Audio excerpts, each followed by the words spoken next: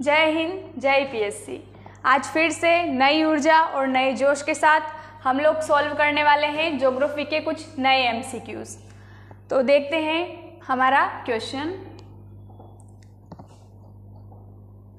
पहला प्रश्न आपके सामने है, निम्नलिखित में से कौन सा युग्म सही है? तो सही युग्म को पहचानना है यहाँ पर। अब युग्म देख लेते हैं क्या है हमारे सामने ऑप्शन। जनजाति और क्षेत्र दिए गए हैं। जनजाति है यहाँ पर किर्गिज जनजाति और जापान। एनु जनजाति मध्य एशिया, बदून जनजाति अरब, बुशमैन जनजाति टुंड्रा क्षेत्र। तो अब हमें ये पता लगाना है कि कौन सा पेयर जो है यहाँ पर करेक्ट है, कौन सा पेयर यहाँ पर करेक्ट है। तो देखते हैं।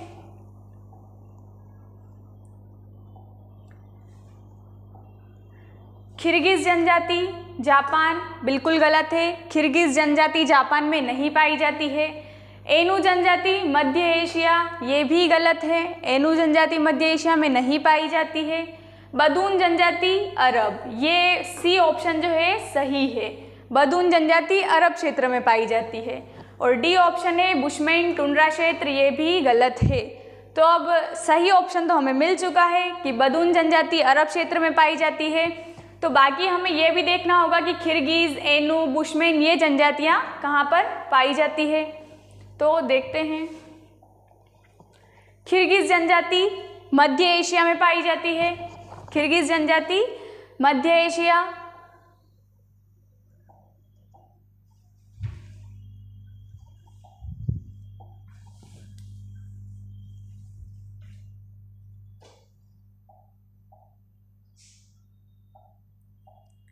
देखिए किर्गिज जनजाति कहाँ पर है? मध्य एशिया वाले क्षेत्र में। ये हो गया मध्य एशिया, यहाँ पर है किर्गिज जनजाति।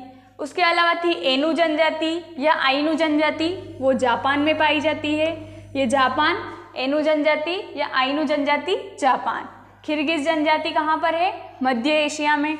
इसके अलावा और भी सारी जनजातियाँ हम एक बार देख लेते हैं कि पूरे विश्व में कहाँ कहाँ पर कौन सी जनजाति प्रचलित है।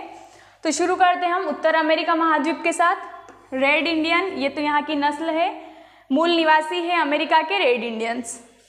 फिर हेदा जनजाति, ये पाई जाती है अमेरिका में। अमेरिका में कौन सी जनजाति पाई जाती है? हेदा जनजाति। इसके अलावा है बोरो जनजाति, ये कहाँ पाई जाती है? ब्राज़ील में। बोरो जनजाति ब्राज़ील में पाई जाती है। फिर पिग्मी जनजाति, ये कोंगो बेसिन में पाई जाती है। अफ्रीका में कोंगो बेसिन वाला क्षेत्र है, वहाँ पर कौन सी जनजाति पाई जाती है? पिग्मिस जनजाति। और निग्रो जनजाति भी अफ्रीका में पाई जाती है। फिर है बुशमैन जनजाति, ये कहाँ पाई जाती है? साउथ अफ्रीका वाले क्षेत्र में, कालाहारी मरुस्थल, बोत्सवाना नमीबिया वाला क्षेत्र, कालाहारी मरुस्थल में पाई जाती है बुशमैन जनजाति। उसके अलावा देखिए अगर हम, तो यह है फेल्लाह। फेल्लाह कहाँ पाए जाते हैं? मिस्र वाले क्षेत्र में। खैर मिस्र के जो किसान हैं उन्हें फेल्लाह कहा जाता है। और कौन सी जनजाति है यहाँ पर? तातार और युकाधीर जनजाति। तातार और युकाधीर जनजाति साइबेरिया वाले क्षेत्र में पाई जाती है। और साइबेरिया वाला क्षेत्र कौन सा है? जो यूरोप है, वो जो रशिया है, वो यूरोप और एशिया दोनों महाद्वीपों के हिस्से में आता है। तो जो एशिया वाला रशिया है वो है साइबेरिया वाला क्षेत्र। और उस साइबेरिया वाले क्षेत्र में तातार तातार जनजाति और युकाधीर जनजाति पाई जाती है। उसके अलावा देखें यहाँ पर सेमांग। सेमांग जनजाति कहाँ पाई जाती है? मलेशिया में। Semang tribe Malaysia. और माओरी ट्राइब या माओरी जनजाति न्यूजीलैंड। माओरी ट्राइब या माओरी जनजाति कहाँ है? न्यूजीलैंड में। एक बार फिर से शॉर्टकट में रिवीजन कर लेते हैं। रेड इंडियंस अमेरिका, हेदा जनजाति या Haida tribe America, Boro tribe Brazil, Pygmy Congo basin, Bushman Kalahari, फिर ये जो है तातार और युकाधीर साइबेरिया, किर्गिज मध्य एशिया, एनु या आइनु ये जापान में है, और सेमांग जनजाति मलेशिया, माओरी जनजाति न्यूजीलैंड। और ये है इनका था, या यहाँ पर जुलू जनजाति भी है। जुलू जनजाति और इनकाता जनजाति दक्षिण अफ्रीका, साउथ अफ्रीका में। और इसके अलावा और जो एस्किमो जनजाति है वो टुंड्रा क्षेत्र में पाई जाती है। ये हो गया टुंड्रा क्षेत्र, कनाडा वाला, ग्रीनलैंड वाला टुंड्रा प्रदेश। यहाँ पर कौन सी ट्राइब पाई जाती है? एस्किमो। तो ये होता है जनजाति वाला टॉपिक कंप्लीट। अब देखते हैं नेक्स्ट क्वेश्चन।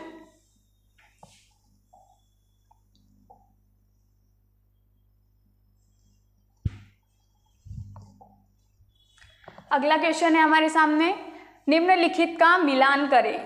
हमें इनको मैच द फॉलोइंग है, ये मैच करना है कौन सा किसके साथ मैच होगा। तो ऑप्शन देख लेते हैं, लोरेन कोयला क्षेत्र, रूर कोयला क्षेत्र, इटाबिरा कोयला क्षेत्र और कांटो मैदान। तो देखते हैं कौन सा जो क्षेत्र है किस देश में आता है। पहला है लोरेन कोयला क्षेत्र। तो जो लोरेन कोयला क्षेत्र है वो फ्रांस में है। लोरेन कोयला क्षेत्र कहाँ पर है? फ्रांस में। दूसरा है रूर कोयला क्षेत्र। तो रूर कोयला क्षेत्र कहाँ पर है? जर्मनी में। रूर कोयला क्षेत्र कहाँ पर है? जर्मनी में। तीसरा ऑप्शन है इटाबिरा लौह क्षेत्र। तो इटाबिरा लौह क्षेत्र ब्राज़ील में है। इटाबिरा लौह क्षेत्र कहाँ है? ब्राज़ील में। और उसके अलावा है लास्ट ऑप्शन है कांटो मैदान। तो कांटो मैदान कहाँ पर है? जापान में। अब हमें ये पता चल चुका है कि कौन सा क्षेत्र कहाँ पर है। अब मैच करना हमारे लिए आसान हो जाएगा। लोरेन प्रदेश कहाँ पर है? फ्रांस में। रूर कोयला क्षेत्र जर्मनी, इटाबिरा कोयला क्षेत्र ब्राज़ील और कांटो मैदान जापान। तो ये हो जाएगा 3B, फिर रूर कोयला क्षेत्र जर्मनी, ये डी वाला ऑप्शन हमारा करेक्ट हो जाएगा। 3, 4, 2, 1। ये देखिए लोरेन कोयला क्षेत्र फ्रांस में है, रूर कोयला क्षेत्र जर्मनी में है, इटाबिरा कोयला लौह क्षेत्र ब्राज़ील में है और कांटो मैदान जापान में है। जो कांटो मैदान है वो जापान का औद्योगिक क्षेत्र या इंडस्ट्रियल रीजन है।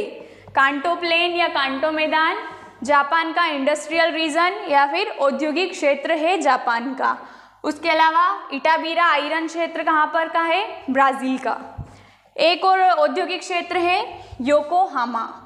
वैसे नाम से आप अंदाजा लगा लेंगे कहाँ का है, योकोहामा। योकोहामा ये भी एक औद्योगिक क्षेत्र है जो कहाँ पर है? जापान में। योकोहामा कहाँ का औद्योगिक क्षेत्र है? जापान का। और एक और कौन सा है औद्योगिक क्षेत्र? कांटो का मैदान। कांटो मैदान और Yokohama both are industrial region of Japan. और इसके बाद एक है लंकाशायर। लंकाशायर इंडस्ट्रियल रीजन है कहाँ का? यूके का। यूके यूनाइटेड किंगडम यूके, यहाँ का कौन सा है industrial region? Lancashire is the industrial region of United kingdom. Ruhr कोयला क्षेत्र, तो रूर क्षेत्र जो है वो कोयले के लिए फेमस है। और भारत का रूर ऑफ इंडिया किसे कहा जाता है? तो भारत का रूर या रूर ऑफ इंडिया छोटा नागपुर पठार या छोटा नागपुर प्लेट्यू को कहा जाता है। छोटा Nagpur plateau, Ruhr of India छोटा नागपुर प्लेट्यू, बिकॉज ऑफ छोटा Nagpur plateau is a store house of minerals. छोटा नागपुर पठार है वो खनिजों का भंडार है, इसलिए उसे भारत का रूर कहा जाता है। और रूर किस लिए फेमस है? रूर कोयला क्षेत्र है जर्मनी का। ठीक है, अब नेक्स्ट क्वेश्चन देखते हैं। अगला प्रश्न है, किस जलडमरू मध्य के माध्यम से एक सुरंग यूनाइटेड किंगडम को फ्रांस से जोड़ती है? तो पहले हमें ये पता होना चाहिए कि यूनाइटेड किंगडम और फ्रांस इन दोनों की लोकेशन कहाँ पर है वर्ल्ड मैप में। तो एक बार देखेंगे, अगर हमें वर्ल्ड मैप में लोकेशन पता होगी तो हमारे लिए आंसर को सॉल्व करना ज़्यादा इजी हो जाएगा।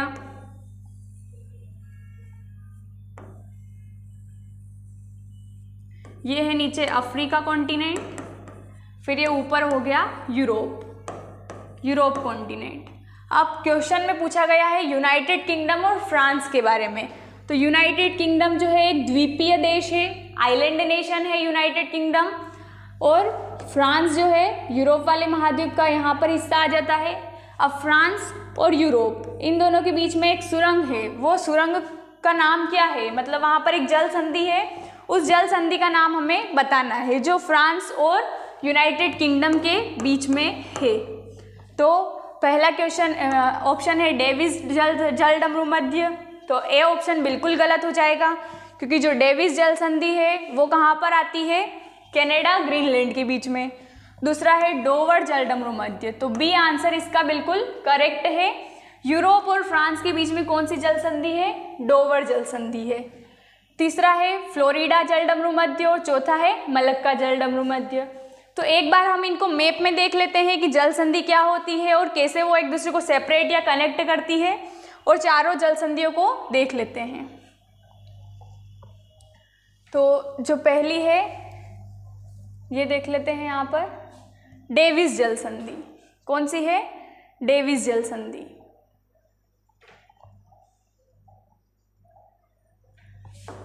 ये यहाँ पर दे रखी है डेविस जल संधि, डेविस स्ट्रेट। तो जल संधि, जैसा कि जल संधि नाम में ही अर्थ छुपा हुआ है कि जब दो जलीय क्षेत्र का आपस में संधि होना या मिलना, तो जल संधि। जल संधि या स्ट्रेट में क्या होता है, टू वाटर बॉडीज जो है वो कनेक्ट होती है और जो दो लैंड एरिया है वो एक दूसरे से सेपरेट होते हैं। तो यहाँ पर ये वाला रीजन है कनाडा वाला, ये आइलैंड्स कहाँ के हैं, कनाडा के, और ये यहाँ पर हो गया ग्रीनलैंड। तो ग्रीनलैंड और कनाडा को कौन सी स्ट्रेट सेपरेट करती है, डेविस स्ट्रेट या डेविस जल संधि। और कौन से वाटर एरिया को ये कनेक्ट करती है, तो बैफिन बे और लेब्राडोर सी या लेब्राडोर सागर को डेविस जल संधि कनेक्ट करती है। अगर यहाँ पर महासागर की बात करें तो अटलांटिक ओशियन आ जाएगा और ऊपर आर्कटिक महासागर। अगर जल संधि में पूछ लिया जाए कि डेविस जल संधि किन दो महासागरों को जोड़ती है, तो आर्कटिक महासागर और अटलांटिक महासागर। या फिर अगर किन सागर की बात आ जाए कि किन सागर को जोड़ती है, तो लेब्राडोर सागर और बैफिन की खाड़ी। और किन्हें अलग करती है, तो ग्रीनलैंड और कनाडा को ये अलग करती है। अब आया है कनाडा, तो बता दीजिए कनाडा की राजधानी क्या है, Ottawa. Capital of Canada is Ottawa and capital of Greenland is नुक। कैपिटल, ग्रीनलैंड की कैपिटल क्या है, नुक।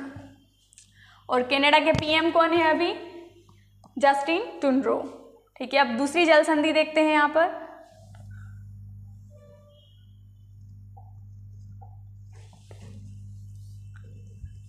ये है फ्लोरिडा जल संधि।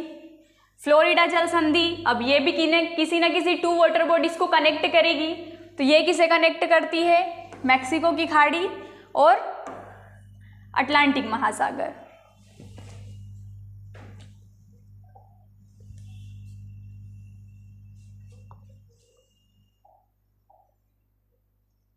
फ्लोरिडा की जल संधि किसको कनेक्ट करती है, मैक्सिको की खाड़ी और अटलांटिक महासागर को ये जोड़ती है। और किसे अलग करती है, तो फ्लोरिडा जो अमेरिका का एक प्रांत है और क्यूबा, फ्लोरिडा और क्यूबा को ये क्या करती है, जोड़ती है। फ्लोरिडा जल संधि, फ्लोरिडा जो अमेरिका का हिस्सा है, अमेरिका और क्यूबा इन दोनों को जोड़ती है, इन दोनों को अलग करती है। और किसे जोड़ती है, अटलांटिक महासागर और मैक्सिको की खाड़ी को फ्लोरिडा जल संधि जोड़ती है।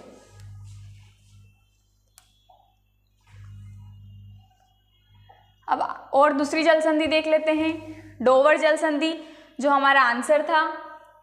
डोवर जल संधि, डोवर जल संधि किसको जोड़ती है, क्वेश्चन में लिखा हुआ था फ्रांस और यूनाइटेड किंगडम। तो ये है यहाँ पर फ्रांस और ये है यहाँ पर यूनाइटेड किंगडम। यूनाइटेड किंगडम और फ्रांस के बीच में कौन सी जल संधि है, डोवर जल संधि। और डोवर जल संधि किन दो जलीय क्षेत्र या वाटर बॉडीज को जोड़ती है, तो यहाँ पर आ जाएगा इंग्लिश चैनल, इंग्लिश चैनल और उत्तरी सागर, नॉर्थ सी। उत्तरी सागर या नॉर्थ सी। डोवर जल संधि connect which two water bodies, Dover जल संधि connect English channel and north sea and separate France and United Kingdom. France और यूनाइटेड किंगडम को डोवर जल संधि अलग करती है और इंग्लिश चैनल और उत्तरी सागर को जोड़ती है। ठीक है, फिर एक जल संधि और अभी बची है, मलक्का जल संधि। ऑप्शन में मलक्का जल संधि भी थी, मलक्का जल संधि या मलक्का स्ट्रेट। अब मलक्का स्ट्रेट जो है वो किसको कनेक्ट करेगी, तो ऊपर है, ये इधर है बे ऑफ बंगाल और यहाँ पर है जावा सी। बे ऑफ बंगाल और जावा सी, जावा सी और बे ऑफ बंगाल को कौन सी स्ट्रेट कनेक्ट करती है? मलक्का स्ट्रेट या मलक्का जल संधि। और किसे वो अलग करती है? सुमात्रा और मलेशिया। सुमात्रा कहाँ का द्वीप है? इंडोनेशिया का। सुमात्रा किस देश का द्वीप है? इंडोनेशिया। तो इंडोनेशिया और मलेशिया, इन दोनों को कौन सी जल संधि अलग करती है? मलक्का जल संधि। और किन दो वाटर बॉडीज को कनेक्ट करती है? तो बे ऑफ बंगाल एंड जावा सी को कनेक्ट करती है मलक्का स्ट्रेट। तो ऐसे हमने 4 स्ट्रेट या 4 जल संधियां हैं वो देख ली है। अब पढ़ते हैं नेक्स्ट क्वेश्चन पर। एक बार फिर से इस क्वेश्चन को सॉल्व कर लीजिए। किस जलडमरू मध्य के माध्यम से एक सुरंग यूनाइटेड किंगडम और फ्रांस को जोड़ती है? तो वो हो जाएगा आंसर डोवर जल संधि। आपको समझ में आ चुका होगा। नेक्स्ट क्वेश्चन है, निम्न में से कौन मीठे पानी की झील नहीं है? इनमें से कौन सी एक मीठे पानी की झील नहीं है? तो क्वेश्चन आप आसानी से सॉल्व कर पाएंगे। आप सभी लोग विद्वान हैं, आपको पता होगा कि कौन सी जो है झील मीठे पानी की झील नहीं है। तो ए ऑप्शन है सुपीरियर झील। सभी जानते हैं सुपीरियर विश्व की सबसे बड़ी मीठे पानी की झील, largest fresh water lake of the world, lake superior. सबसे बड़ी मीठे पानी की झील सुपीरियर झील ही है पूरे विश्व की। तो ए ऑप्शन तो होगा नहीं। बी ऑप्शन है विक्टोरिया झील, विक्टोरिया लेक। तो ये कहाँ पर है विक्टोरिया झील? विक्टोरिया झील कहाँ पर है? अफ्रीका में। कौन से महाद्वीप में है विक्टोरिया झील? अफ्रीका महाद्वीप में। और विक्टोरिया झील भी क्या है? फ्रेश वाटर लेक है, फ्रेश वाटर लेक या मीठे पानी की झील। तो विक्टोरिया झील जो है अफ्रीका कॉन्टिनेंट, अफ्रीका महाद्वीप की सबसे बड़ी मीठे पानी की झील है या फ्रेश वाटर लेक है अफ्रीका महाद्वीप की। और विक्टोरिया एकमात्र ऐसी झील है जहाँ से जो है इक्वेटर गुजरती है, भूमध्य रेखा यहाँ से गुजरती है। फिर सी है बैकाल झील। तो बैकाल झील भी एक फ्रेश वाटर लेक है और बैकाल झील कहाँ पर है? रूस, रशिया में है। बैकाल झील कहाँ पर है? रशिया में। तो ए, बी एंड सी ये तीनों ऑप्शन क्या है? फ्रेश वाटर लेक है। Superior, lake superior is the largest fresh water lake of the world, situated in America. And lake Victoria is the largest fresh water lake of Africa, situated between 3 countries. जो Victoria झील है वो 3 देशों के मध्य स्थित है। तो वो 3 देश कौन कौन से हैं? युगांडा, तंजानिया और केन्या। याद रखिएगा विक्टोरिया झील या लेक विक्टोरिया 3 कंट्रीज से बॉर्डर शेयर करती है, युगांडा, केन्या एंड तंजानिया। फिर बैकाल झील, बैकाल झील lake Baikal is the fresh water lake of Russia and it is the deepest lake of world also. Baikal झील क्या है? विश्व की सबसे गहरी झील भी है और मीठे पानी की झील है। तो ऑप्शन करेक्ट आंसर हो जाएगा हमारा डी, मृत सागर। मृत सागर कैसा है? कल भी हमने देखा था। मृत सागर या डेड सी, स्थलीय भाग पर सबसे निचला बिंदु कौन सा है? मृत सागर है। स्थलीय भाग पर सबसे निचला बिंदु मृत सागर। और उस मृत सागर की सबसे स्पेशलिटी क्या है? मृत सागर या डेड सी की विशेषता ये है कि अगर आपको तैरना नहीं आता है तो आप जाइए मृत सागर में, वहां पर आप डूबेंगे नहीं। मृत सागर में क्या है? कोई भी तैरने वाला डूबता नहीं है। अब इसका कारण क्या है नहीं डूबने का? तो वहाँ की डेंसिटी, डेंसिटी या वहाँ का घनत्व। घनत्व अधिक क्यों है वहाँ का? क्योंकि वो पानी कैसा है? खारा पानी है, सॉल्टी है, सॉल्टी वाटर है। तो जब पानी खारा होगा तो उसकी डेंसिटी क्या हो जाएगी? बढ़ जाएगी। तो अधिक घनत्व या हाई डेंसिटी की वजह से वहाँ पर कोई भी तैरने वाला डूबता नहीं है मृत सागर में। तो मृत सागर क्या हो जाएगा? आंसर हो जाएगा, क्योंकि मृत सागर मीठे पानी की झील नहीं है, वो खारे पानी की झील है, एक सॉल्टी वाटर लेक है, डेड सी। और ये कहाँ पर सिचुएटेड है डेड सी? तो इजराइल और जॉर्डन के बीच में। ये हो गया जॉर्डन कंट्री और ये हो गया इजराइल। इजराइल और जॉर्डन के बीच में, इजराइल और जॉर्डन के बीच में ये हो गया डेड सी या मृत सागर। मृत सागर किन 2 देशों के बीच में स्थित है? इजराइल एंड जॉर्डन के बीच में। ठीक है, अब बता दीजिए इज़राइल की राजधानी क्या है। इज़राइल की कैपिटल जेरूसलम, ये रही। और जो फिलिस्तीन, इंग्लिश में जिसे पैलेस्टाइन कहा जाता है, फिलिस्तीन देश जो है वो किसी का हिस्सा था, इज़राइल का ही हिस्सा था, ये वाला फिलिस्तीन पैलेस्टाइन। और गाज़ा स्ट्रिप जो काफ़ी टाइम न्यूज़ में रहती है, गाज़ा स्ट्रिप भी कहाँ पर है, इज़राइल में। गाज़ा स्ट्रिप इज़राइल, ये बहुत टाइम से न्यूज़ में है, तो याद रखिएगा गाज़ा पट्टी या गाज़ा स्ट्रिप कहाँ पर है, इज़राइल में है। डेड सी या मृत सागर कहाँ पर है, इज़राइल और जॉर्डन के बीच में है। जॉर्डन की कैपिटल क्या है, Amman. Capital of Jordan is Amman and capital of Israel is Jerusalem. और जो इज़राइल है वो, ये कौन सा सागर आ गया, मेडिटेरेनियन सी। तो इज़राइल मेडिटेरेनियन सी के साथ भी बॉर्डर शेयर करता है, ये भी याद रखिएगा। ठीक है, अब देखते हैं नेक्स्ट क्वेश्चन। अगला प्रश्न है हमारे सामने, निम्न में से कौन सा विकल्प ज्वालामुखी नहीं है। ऐसे आप लोगों ने ज्वालामुखी पढ़े होंगे, नहीं पढ़े हैं तो भी हम यहाँ पढ़ लेंगे, देख लेंगे कि ज्वालामुखी, 4 ऑप्शन है, इन चारों में से कौन सा एक ज्वालामुखी नहीं है। देखते हैं, पहला ऑप्शन है कोलिमा। तो कोलिमा बिल्कुल एक ज्वालामुखी है। कहाँ पर है कोलिमा ज्वालामुखी, मैक्सिको में। कोलिमा ज्वालामुखी कहाँ पर है, मैक्सिको में।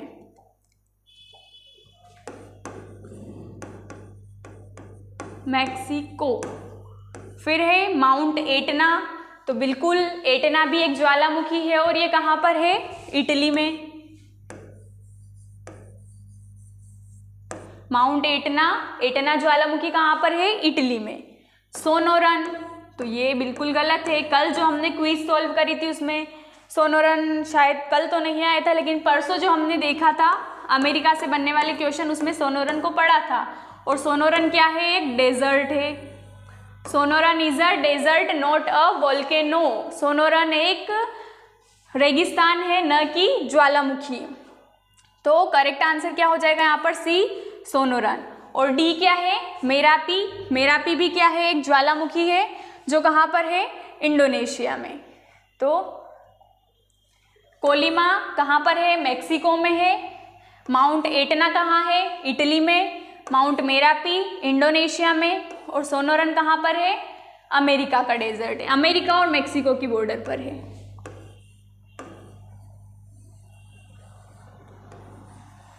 यह है नॉर्थ अमेरिका और इसमें भी ये हो गया हमारा यूएसए। यूएसए में यहाँ पर कैलिफोर्निया वाला रीजन और थोड़ा सा ये मैक्सिको वाला पोर्शन। यहाँ पर है सोनोरन डेजर्ट, सोनोरन मरुस्थल या सोनोरन डेजर्ट। और कोलिमा ज्वालामुखी ये मैक्सिको आ गया, मैक्सिको में कौन सा है, कोलिमा ज्वालामुखी है। ठीक है, नेक्स्ट क्वेश्चन देखते हैं। निम्नलिखित में से कौन सा युग्म गलत सुमेलित है।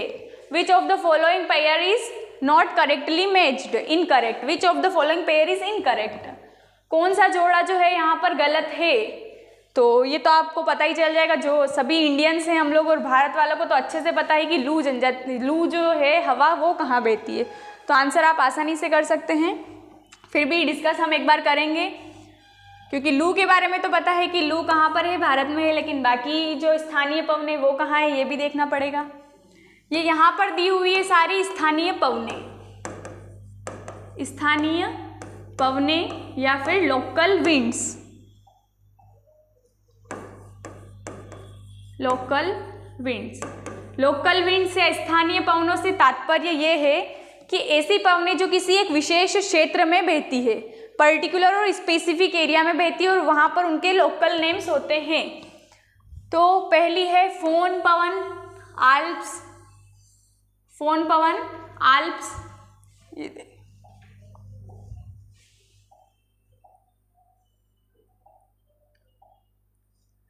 फोन पवन आल्प्स में बहती है, बिल्कुल सही है। फोन पवन कहाँ बहती है, आल्प्स। और आल्प्स पर्वत श्रृंखला किस महाद्वीप में स्थित है। कल पढ़ा था हमने आल्प्स पर्वत श्रृंखला कौन से महाद्वीप में है, तो ये यूरोप महाद्वीप में है। कौन से कॉन्टिनेंट में है, आल्प्स पर्वत श्रृंखला यूरोप कॉन्टिनेंट में। और ऑस्ट्रेलियन आल्प्स, ऑस्ट्रेलियन आल्प्स पर्वत कहाँ पर है, ऑस्ट्रेलिया में। ऑस्ट्रेलियन आल्प्स कहाँ पर है, ऑस्ट्रेलिया में। और आल्प्स पर्वत श्रृंखला या आल्प्स माउंटेन रेंज कहाँ पर है? यूरोप में। और दक्षिणी आल्प्स, एक है दक्षिणी आल्प्स, ये कहाँ पर है? न्यूजीलैंड में। दक्षिणी आल्प्स कहाँ पर है? न्यूजीलैंड में। तीनों याद रखिएगा, आल्प्स पर्वत श्रृंखला, Alps mountain range, Europe. Europe में भी स्विट्जरलैंड, फ्रांस, ये वाला एरिया। ऑस्ट्रेलियन आल्प्स कहाँ पर है? ऑस्ट्रेलिया। और दक्षिणी आल्प्स कहाँ है? न्यूजीलैंड में। अब आते हैं ऑप्शन पर, फोन पवन कहाँ बेती है? आल्प्स में, बिल्कुल सही है ये पेयर। और आल्प्स ये कंट्री आ जाएगी तो स्विट्जरलैंड। अगर कंट्री की बात करें तो स्विट्जरलैंड में। फोन पवने कहाँ बेती है? आल्प्स पर्वत, स्विट्जरलैंड में। फिर भी है खमसीन, खमसीन ये कहाँ है? मिस्र या इजिप्ट में। खमसीन हवाएं कहाँ बेती है? इजिप्ट या मिस्र में। फिर है लू, जापान, ये बिल्कुल गलत है, तो करेक्ट आंसर ऑप्शन हो जाएगा, करेक्ट आंसर सी हो जाएगा। क्वेश्चन में पूछा है गलत, सुमेलित या इनकरेक्ट पेयर, और इनकरेक्ट पेयर कौन सा है? सी। क्योंकि लू आप सभी को भी कभी ना कभी तो लगी होगी, बहुत ज़्यादा गर्मी में जो बाहर निकलते तो लू लगी जाती है। तो लू हवाएं कहाँ चलती है? उत्तर भारत में। लू हवाएं कहाँ चलती है? ये उत्तर भारत वाले क्षेत्र में कौन सी पवनें चलती है? लू, लू विंड्स। तो सी वाला जापान ये गलत हो जाएगा। फिर मिस्ट्रल, फ्रांस। मिस्ट्रल पवनें कहाँ चलती है? फ्रांस में। मिस्ट्रल पवनें, मिस्ट्रल विंड्स कहाँ पर है? फ्रांस में। उसके अलावा जो सिरोको, इटली, ऐसी बहुत सारी लोकल विंड्स है। आप एक बार लोकल विंड्स वाला टॉपिक देखिएगा और सारी जितनी भी स्थानीय पवनें हैं सभी को याद कीजिएगा, क्योंकि पवनें भी 3 प्रकार की होती है। विंड्स जो है पवनें, इनको 3 टाइप्स में बांटा गया है। पूरा टॉपिक एक बार आप कवर कीजिएगा। एक होती है परमानेंट विंड्स, फिर सीजनल विंड्स और लोकल विंड्स। स्थायी पवनें, स्थायी पवनें, मौसमी पवनें, स्थायी पवनें, मौसमी पवनें और स्थानीय पवनें। तो जो परमानेंट विंड्स या स्थायी पवनें, उसमें व्यापारिक पवनें, पछुआ पवनें ये आ जाती है। सीजनल विंड्स में जो मानसून है, मानसून पवनें आ जाती है, मानसूनी पवनें। स्थायी पवनों में जैसे कि भारत में चलती है लू, वैसी हो जाती है स्थानीय पवनें। अगला क्वेश्चन देखते हैं। निम्नलिखित में से किस देश से होकर भूमध्य रेखा नहीं गुजरती है? वर्ल्ड मैप को तुरंत दिमाग में लाइए तो समझ में आ जाएगा कि कौन सा देश है जहां से भूमध्य रेखा नहीं गुजरती है। ऑप्शन है सोमालिया, ब्राज़ील, इंडोनेशिया और फिलीपींस। सोमालिया, ब्राज़ील, इंडोनेशिया, इन तीनों देशों से भूमध्य रेखा या इक्वेटर, 0 डिग्री इक्वेटर गुजरती है। तो आंसर हो जाएगा फिलीपींस। फिलीपींस से नहीं गुजरती है इक्वेटर। अब देखते हैं कि कौन कौन से देश ऐसे हैं जहां से इक्वेटर गुजरती है या भूमध्य रेखा गुजरती है। अब इक्वेटर क्या है? लैटिट्यूड है, एक अक्षांश रेखा है।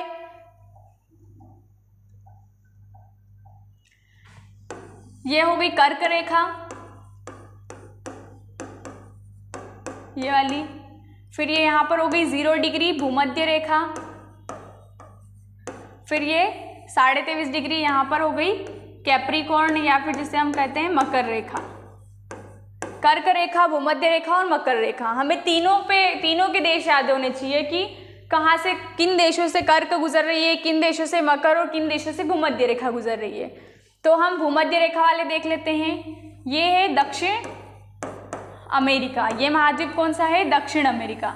और दक्षिण अमेरिका के मात्र 3 देश ही हैं जो भूमध्य रेखा जहाँ से गुजरती है। तो ये याद रखना आसान हो जाएगा, क्योंकि ओनली 3 कंट्रीज है साउथ अमेरिका की जहाँ से इक्वेटर या भूमध्य रेखा गुजरती है। तो पहला हो गया इक्वेडोर, फिर ये कोलंबिया और ये ब्राज़ील। इक्वेडोर, कोलंबिया और Brazil. Ecuador, Colombia, Brazil. South America की 3 कंट्रीज है, इक्वेडोर, कोलंबिया, ब्राज़ील, जहाँ से इक्वेटर गुजरती है। फिर अब यह है अफ्रीका कॉन्टिनेंट। अफ्रीका कॉन्टिनेंट एकमात्र ऐसा महाद्वीप जहाँ से तीनों अक्षांश रेखाएं गुजरती है। कर्क भी गुजरती है, भूमध्य या इक्वेटर भी गुजरती है और मकर रेखा भी गुजरती है। तो अफ्रीका क्या है? ऐसा एकमात्र single continent through which tropic of cancer, equator and tropic of capricorn passes. तो इक्वेटर में देख लेते हैं कि भूमध्य रेखा में कौन कौन से देश आ रहे हैं अफ्रीका महाद्वीप के। तो शुरू होता है ये यहाँ पर सबसे पहले साओ टोम एंड प्रिंसेप। कौन सा देश आता है सबसे पहले? Sao Tome and Prinsep. इसके बाद आता है यहाँ पर कोंगो गणराज्य, रिपब्लिक ऑफ कोंगो गणराज्य। इसके बाद यहाँ पर आता है ये देश डेमोक्रेटिक रिपब्लिक ऑफ कोंगो लोकतांत्रिक गणराज्य। ये क्या है? कोंगो गणराज्य, और ये है कोंगो लोकतांत्रिक गणराज्य, डेमोक्रेटिक रिपब्लिक ऑफ कोंगो। मतलब दोनों कोंगो से इक्वेटर गुजरती है। फिर आता है यहाँ पर युगांडा। फिर ये यहाँ पर कौन सा देश है? केन्या और सोमालिया। तो अफ्रीका की कौन कौन सी कंट्रीज हो गई जहाँ से इक्वेटर क्रॉस हो रही है? Sao Tome and Principe, Congo गणराज्य, Congo, DRC, Kenya, Uganda, Somalia और एक और है यहाँ पर गेबोन। इन देशों से अफ्रीका के इक्वेटर गुजरती है। फिर एशिया में आ जाए। एशिया जो है थोड़ा सा ही आ रहा है इक्वेटर पे ये। तो एशिया में कौन सा आ रहा है? इंडोनेशिया और ये मालदीव। इंडोनेशिया और मालदीव। इंडोनेशिया और एशिया के सिर्फ 2 ही देश ऐसे हैं, इंडोनेशिया और मालदीव, जहाँ से इक्वेटर गुजरती है। तो ये हो गई इक्वेटर से गुजरने वाले राज्य। अब आप लोग एक बार कर्क रेखा से कौन से देश गुजर रहे हैं और जो मकर रेखा है वो किन किन देशों से गुजर रही है, उनको एक बार मैप में जाकर आप लोग देखेंगे। तो आंसर क्या हो जाएगा इसमें? आंसर क्या हो जाएगा? सोमालिया अफ्रीका यहाँ से गुजर रही है, ब्राज़ील से गुजर रही है, इंडोनेशिया एशिया का जहाँ से गुजर रही है, और फिलीपींस। करेक्ट आंसर हो जाएगा फिलीपींस, क्योंकि फिलीपींस से इक्वेटर या भूमध्य रेखा नहीं गुजर रही है। अगला क्वेश्चन है, निम्नलिखित में से कौन सा युग्म सही सुमेलित नहीं है? Incorrect pair. Choose the incorrect pair from the following options. तो ये देखिए, नमीबिया विंडहोक, वेनेजुएला काराकस। तो ये दे रखे हैं देश और उसकी राजधानियाँ। देखो कितना सरल क्वेश्चन है, देश और राजधानियाँ पूछी है मैंने। तो बताइए कौन सा जो है यहाँ पर इनकरेक्ट हो सकता है? पहला है नमीबिया विंडहोक, बिल्कुल सही है नमीबिया। नमीबिया की राजधानी क्या है?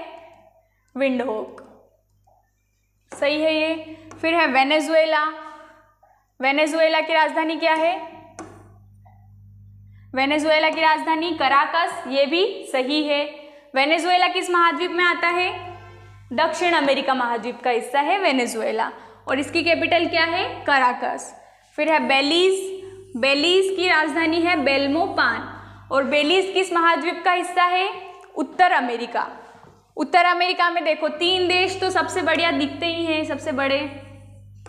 सबसे ऊपर हो जाता है कनाडा, फिर यहाँ पर हो जाता है USA, यहाँ पर मैक्सिको, और ये वाला जो क्षेत्र है, ये वाला जो एरिया है, इसको हम सेंट्रल अमेरिका बोलते हैं। ये नॉर्थ अमेरिका, साउथ अमेरिका, और ये वाला जो हो जाता है मैक्सिको के नीचे वाला पोर्शन सेंट्रल अमेरिका। और यहाँ पर आती है बेलीज बेल्मोपान कंट्री। बेलीज कंट्री कहाँ आती है? मैक्सिको के नीचे वाले एरिया में। तो ये भी करेक्ट है, ये भी करेक्ट है, ये भी करेक्ट है। तो जो इनकरेक्ट है वो कौन सा है? डी। तो आंसर क्या हो जाएगा? डी। बहमास की राजधानी तेगुसिगल्पा बिल्कुल नहीं है। तो फिर बहमास की राजधानी क्या है? बहमास की राजधानी है नसाउ। क्या है बहमास की राजधानी? नसाउ। और ये बहमास की लोकेशन कहाँ पर है? जैसे कि बेलीज तो मैक्सिको के नीचे आ जाता है, लेकिन ये उत्तर अमेरिका के साइड में ये एक महासागर है कैरिबियन, कैरिबियन सागर है यहाँ पर। कौन सा सागर है? कैरिबियन सागर। तो यहाँ पर जो छोटे छोटे द्वीपीय देश है, आइलैंड नेशन है, there are some island nation in Caribbean sea. Caribbean सागर में कुछ द्वीपीय देश हैं, उनमें से ही एक देश है बहमास। उनमें से ही एक देश है बहमास, और बहमास की कैपिटल क्या है? नसाउ। तो फिर तेगुसिगल्पा किसकी कैपिटल है? तेगुसिगल्पा किसकी कैपिटल है? तो तेगुसिगल्पा होंडुरस की कैपिटल है। होंडुरस। होंडुरस एक देश है, बेलीज के नीचे ही स्थित है, मैक्सिको के नीचे बेलीज, बेलीज के पास में होंडुरस। तो होंडुरस की कैपिटल है तेगुसिगल्पा, बेलीज की कैपिटल बेल्मोपान, वेनेजुएला की कैपिटल कराकस। और ठीक है, अगला क्वेश्चन है, निम्नलिखित में से किसकी लवणता सबसे अधिक है? तो ये तो आप लोग बिल्कुल आसानी से बता पाएंगे, क्योंकि अभी 2-3 क्वेश्चन पहले ही हमने ऐसा क्वेश्चन सॉल्व किया था। भूमध्य सागर, लाल सागर, मृत सागर या कैस्पियन सागर।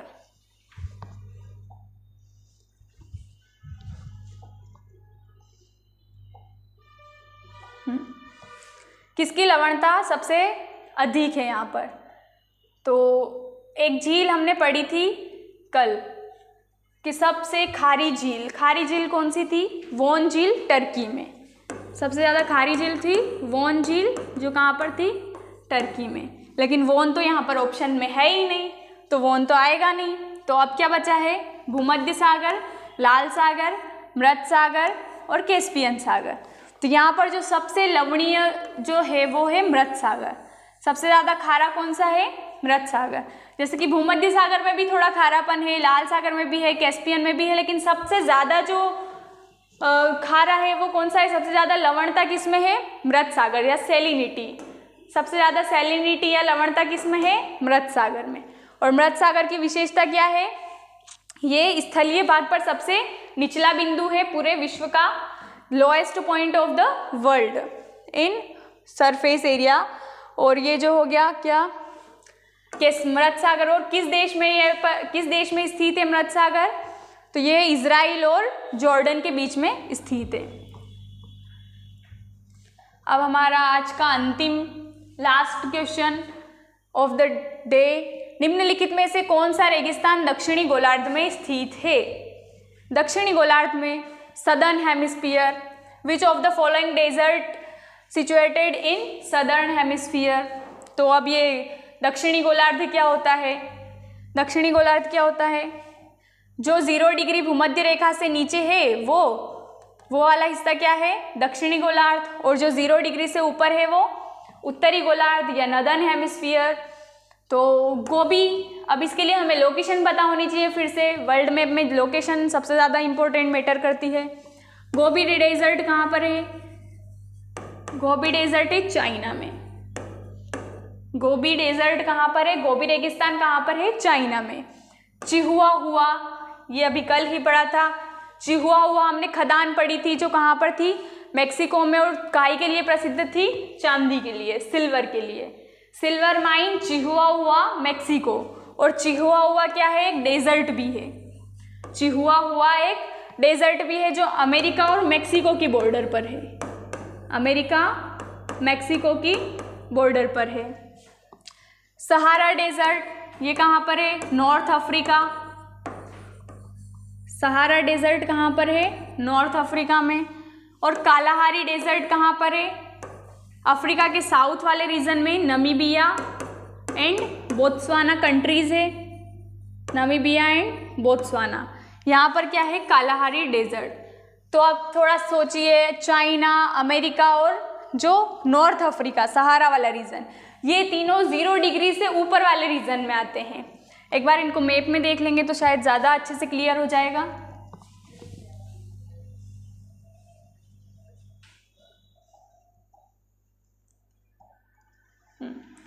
क्या था ऑप्शन में? चिहुआहुआ। चिहुआहुआ कहाँ पर है डेजर्ट? अमेरिका और मेक्सिको की बॉर्डर पर। ये मेक्सिको अमेरिका की बॉर्डर पर चिहुआहुआ। तो ये कहाँ पर आ रहा है? 0 डिग्री से ऊपर, मतलब ये तो नदर्न हेमिस्फीयर में है, उत्तरी गोलार्ध में है। फिर ऑप्शन में क्या था? और ऑप्शन में था कालाहारी मरुस्थल। कालाहारी मरुस्थल कहाँ पर है? नमीबिया और बोत्सवाना में। नमीबिया, तो ये यहाँ पर आता है, नमीबिया बोत्सवाना वाला क्षेत्र कालाहारी। तो क्या ये 0 डिग्री से नीचे है? बिल्कुल 0 डिग्री तो ये है, यहाँ पर है। और 0 डिग्री से नीचे कौन सा है? Kalahari desert. तो ये कालाहारी वाला जो है करेक्ट आंसर हो जाएगा, क्योंकि वो कहाँ पर आ रहा है? सदर्न हेमिस्फीयर या दक्षिणी गोलार्ध में आ रहा है। और ऑप्शन में था हमारे पास सहारा मरुस्थल, तो सहारा मरुस्थल यहाँ पर आ जाता है और ये 0 डिग्री से ऊपर है, मतलब ये तो उत्तरी गोलार्ध में आ जाएगा। और क्या था ऑप्शन में?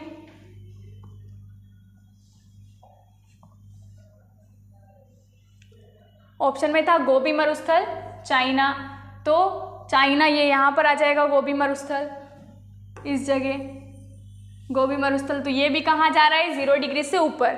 गोबी मरुस्थल 0 डिग्री से ऊपर। फिर जो है चिहुआ हुआ वो मैक्सिको अमेरिका की बॉर्डर पर, मतलब वो भी 0 डिग्री से ऊपर, और सहारा मरुस्थल ये भी 0 डिग्री से ऊपर। तो ये तीनों कहाँ आ रहे हैं? उत्तरी गोलार्ध में आ रहे हैं। दक्षिणी गोलार्ध में सिर्फ कालाहारी मरुस्थल ही आ रहा है जो नामीबिया बोत्सवाना में है। तो आंसर क्या हो जाएगा हमारा? कालाहारी। करेक्ट आंसर हो जाएगा कालाहारी डेजर्ट, कालाहारी। तो ये 10 क्वेश्चन, आज के 10 क्वेश्चन हमने सॉल्व कर लिए हैं। और अगर आपको इसकी PDF की ज़रूरत महसूस होती है तो आप लोग जो है GLC IAS ऐप डाउनलोड कीजिए। वहाँ पर आपको जो भी लेक्चर में पढ़ाती हूँ उसकी सारी PDF आपको GLC IAS ऐप पर मिल जाएगी। और आप बिल्कुल निश्चिंत रहिए, प्री मेंस इंटरव्यू सारी तैयारी इस बार आपको GLC IAS करवाएगा। और GLC ने एक टेस्ट सीरीज़ लॉन्च करी है, उसमें हम लोगों ने काफ़ी मेहनत करी है, GLC ने भी पूरी बहुत ज़्यादा मेहनत करी है। आप लोग उसे परचेस करिए, बहुत अच्छी टेस्ट सीरीज़ है। धन्यवाद।